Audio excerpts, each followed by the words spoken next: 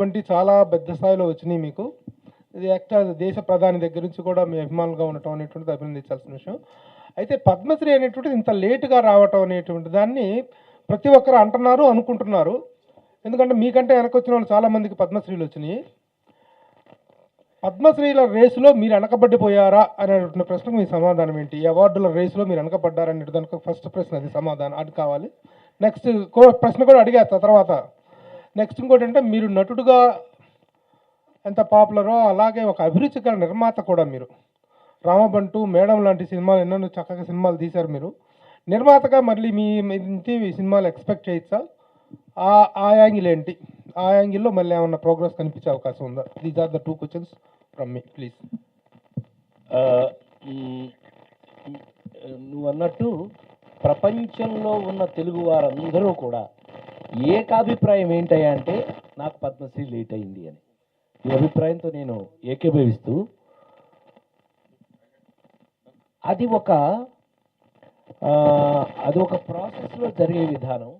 ఆ ప్రాసెస్లో నేనేమన్నా వెనకబడ్డానేమో నాకు తెలియదు, కానీ ప్రయత్నించిన మాట వాస్తవం కాదు. నేను దాని గురించి ప్రయత్నం చేయటం, దాని గురించి నేను ఆలోచించడం, దాన్ని ఫాలో చేయటమో నేను చేయలే. నువ్వే అన్నావు ఒకసారి, గుర్తుందో లేదు అనే, నువ్వు తీసుకోదలుచుకుంటే పివి నరసింహారావు గారు ప్రైమ్ మినిస్టర్గా ఉండగా మీరు అడిగితే ఏమివ్వరు మీకు అనే మాట నువ్వు అన్నావు సరదాగా ఓ మాట ఓసారి. నిజమే, నా బేసిక్ క్యారెక్టరే ఇప్పుడు ఇవాళ చెప్తున్నా మీ అందరం, నా ఫ్యామిలీ మెంబర్స్ కాబట్టి మీకు ముందు చెప్తున్నా, వారు కూడా తెలుసుకోవచ్చు, తప్పేం లేదు. మనం ఏది డిజర్వ్ అయినా ప్రభు, మనం అడిగి తీసుకోవటం భిక్ష, వారు ఇవ్వటం వర్త్. ఈ రెండిట్లో ఏది కరెక్టు? బహుమతి. అది వాడు ఇవ్వటం ఇవాళకి మనకు వచ్చింది. థ్యాంక్ యూ స్వామి, ఇవాళకి నేను అర్హుడిని కాబట్టి నాకు ఇచ్చారని నేను సవినయంగా తీసుకుంటూ, ప్రభు నో హార్ట్ ఫీలింగ్స్, నథింగ్. ఇవాళకైనా మనకు వచ్చినందుకు నీ బట్టి వాళ్ళు ఎంత సంతోషపడుతున్నారో నాకు తెలుసు, వారందరూ కూడా ఎంత సంతోషపడుతున్నారు నాకు తెలుసు. ప్రపంచంలో తెలుగు వాళ్ళందరూ నాకు ఏ ఫోన్ వచ్చినా అన్నయ్య అబ్బా లేట్ అయితే అయింది కానీ యూ డిజర్వ్ ఇట్ అన్నయ్య, మంచి మాట అంటున్నారు అందరూ. సో డిజర్వ్గా మనం తీసుకున్నాం. First question.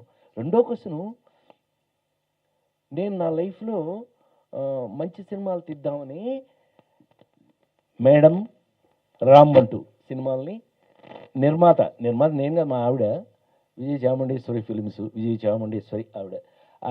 మేడం సినిమా తీసాం సంగీతం గారితో. నీకు తెలుసా, చాలా మంచి అద్భుతమైన ఇది వచ్చింది. ఆ సినిమాకి పోయారో కూడా నువ్వే, గుర్తుందో లేదు నీకు.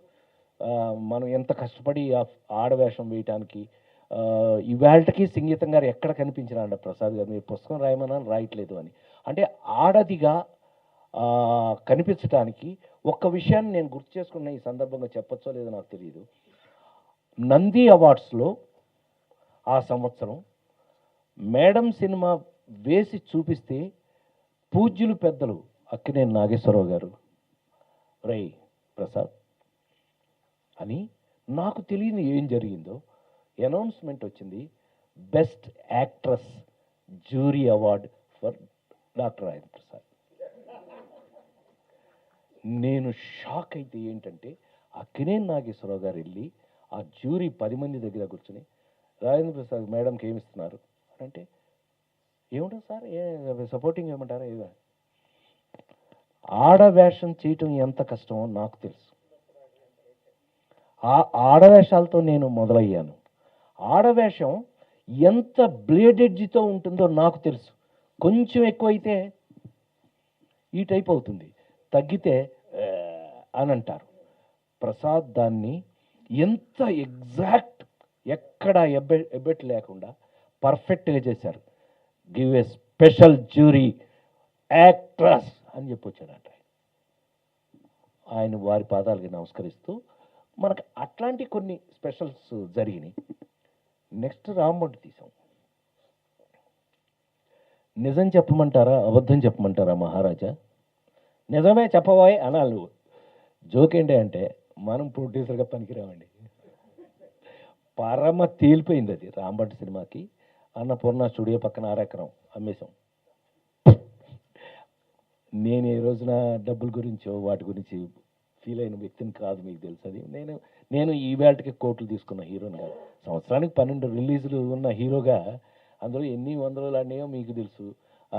ఛాంబర్కి వెళ్ళి అడిగితే అందులో ఉంటాయి, లిస్ట్ ఉంటాయి. సో నేనేదో నా పని చేసుకుంటూ నేను పోవటం వరకే తెలిసిన వాడిని, కానీ తీసుకోవటం పోగేసుకోవటం ఇవి మనకు తెలిసిన వాడిని కాదు. ప్రభు, ఫ్రాంక్లీ స్పీకింగ్, నేను ఫెయిల్యూర్ ప్రొడ్యూసర్ని అని నాకు తేలిపోయి ఆ సినిమా ఇచ్చిన ఎక్స్పీరియన్స్ నాకు, ఇది మరి ముఖ్యంగా రాంబంటి సినిమా ఇచ్చిన ఎక్స్పీరియన్సు జీవితంలో ఇంకెప్పుడు ప్రొడ్యూసర్ అనే ఆ పోస్ట్కి నేను పనికిరానని తేల్చుకుని సినిమాలు తీయటం మానేశాను. సార్ రాజేంద్ర ప్రసాద్ గారు, అయ్యా. ఇటు సార్, ఇక్కడ ఇటు సార్, మీరు చేసిన ఈ సినిమాల్లో అతి కష్టమైన పాత్ర ఏ సినిమాకు మీకు అనిపించింది సార్? మీరు అడిగిన ప్రశ్న ఏ వెరైటీ ఎట్లా ఉందంటే, ఇన్నిలో ఎన్ని అన్నట్టుగా భలే గుర్తు చేశారు మీరు నాకు. ఎందుకంటే ఇట్స్ ఏ మా ఇన్స్టిట్యూట్ స్టూడెంట్స్లో రజనీకాంత్ గారు, చిరంజీవి గారు, వీళ్ళందరూ మా ఇన్స్టిట్యూట్ స్టూడెంట్స్.